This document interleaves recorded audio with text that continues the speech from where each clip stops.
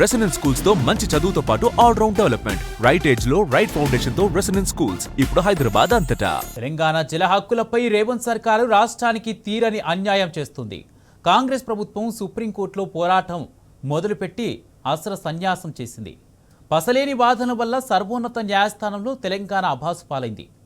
PN link project పనులను నిలిపివేస్తూ stay ఆదేశాలు ఇవ్వాలన్న అభ్యర్థనను సుప్రీంకోర్టు తోసిపుచ్చింది. గత్యంతరం లేక పిటిషన్ను వాపసు తీసుకుంటున్నట్టు రేవంత్ సర్కారు ప్రకటించింది.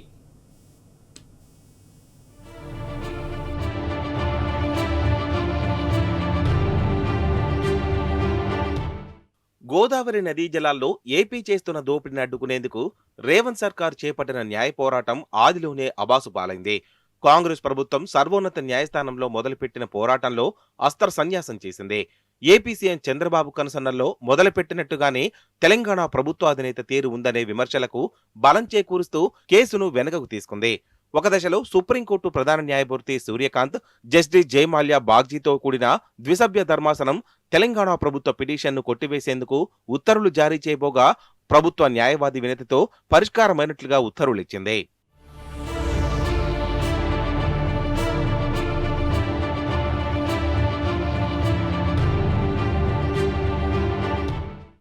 గోదావరిపై ఏపీ అనధికారికంగా చేపట్టిన నల్లమల సాగర్ లింక్ ప్రాజెక్టును అడ్డుకోవాలంటూ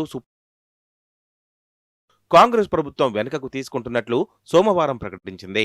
సీఎం రేవంత్ రెడ్డి, మంత్రి ఉత్తమ్ కుమార్ రెడ్డి న్యాయ నిపుణులను సంప్రదించి ఢిల్లీ వెళ్లి పరిష్కరించిన పోరాటం వీగిపోయింది. ఈ వివాదం గోదావరి నది పరివాహక ప్రాంతాల రాష్ట్రాలతో ముడిపడి ఉన్నందున సివిల్ సూట్ దాఖలు చేసుకోవాలని కోర్టు సూచిస్తూ తెలంగాణ పిటిషన్ చెల్లదని ప్రకటించింది. ఏపీకి కేటాయించిన వాటాకు మించి అదనంగా 200 టీఎంసీలను నల్లమల సాగర్ పేరుతో తరలించకపోతుందని ఆరోపిస్తూ ఇదే రెండు రాష్ట్రాల మధ్య వివాదమని పిటిషన్ దాఖలు చేయడాన్ని తప్పుపట్టింది. ఇదే నదీ పరివాహక రాష్ట్రాలైన మహారాష్ట్ర, కర్ణాటక ప్రభుత్వాల జలహక్కులతో ముడిపడి ఉన్న వ్యవహారమని ఈ 4 రాష్ట్రాల అభిప్రాయాల తర్వాతే ఉత్తర్వులకు వీలుంటుందని వెల్లడించింది. దీంతో గత్యంతరం లేక రేవంత్ సర్కార్ పిటిషన్ను వెనక్కి తీసుకుంటున్నట్టు ప్రకటించింది.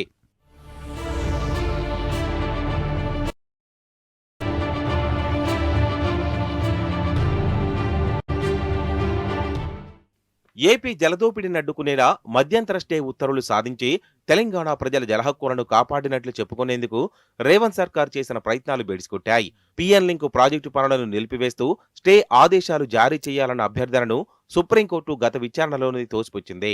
జల కేటాయింపులకు విరుద్ధంగా ఏపీ ప్రభుత్వం నీటి చోరీ చేస్తోందంటూ తెలంగాణ చేసిన వాదన సివిల్ వివాదం కిందకు వస్తుందని చెప్పింది.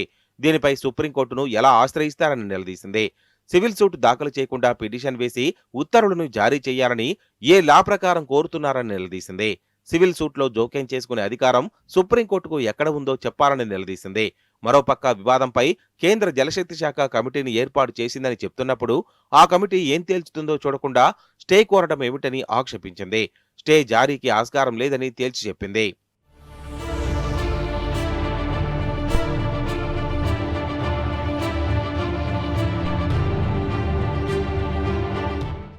సుప్రీంకోర్టు చివాట్ల నేపథ్యంలో రిట్ పిటిషన్ను ఉపసంహరించుకునేందుకు అనుమతినివ్వాలని సివిల్ సూట్ దాఖలు చేస్తామని రాష్ట్ర ప్రభుత్వం కోరింది. దీంతో పిటిషన్ను డిస్మిస్ చేస్తూ సుప్రీం ధర్మాసనం ఆదేశాలు జారీ చేయబోయింది. కానీ ప్రభుత్వ న్యాయవాది కల్పించుకుని ఇది సున్నితమైన విషయమని వ్యాజ్యాన్ని వాపసు తీసుకుంటామని చెప్పారు. పిటిషన్ డిస్మిస్ కు బదులు పరిష్కారమైనట్లుగా ఆదేశాలు సవరించాలని కోరగా అందుకు ధర్మాసనం అనుమతినిచ్చింది.